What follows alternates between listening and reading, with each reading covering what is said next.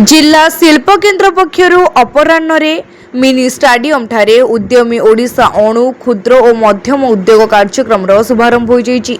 एही प्रदर्शनी को राज्य खाद्य जोगाण और खाउटी कल्याण विज्ञान और प्रजुक्ति विद्या विभाग मान्यवर मंत्री श्री कृष्णचंद्र पात्र उद्घाटन करथिले। एही कार्यक्रम द्वारा युवगोष्ठी प्रेरित होई विभिन्न उद्योग प्रतिष्ठा पई प्रेरणा पाइबे। सरकारी प्रोत्साहन पई उद्योग प्रतिष्ठा माध्यम आत्मनिर्भरशील होई परिबे बोली से प्रकाश करछन्ती। एही प्रदर्शनी कार्यक्रम शुभारंभ समय जिला परिषद मुख्य उन्नयन अधिकारी श्री दीप्ति रंजन सेठी एवं जिला शिल्प केन्द्र सहकारी शिल्प अधिकारी श्री प्रेमानंद मिश्र मान्यवर मंत्री को स्वागत जणाई कार्यक्रम संपर्क में अवगत कराइथिले।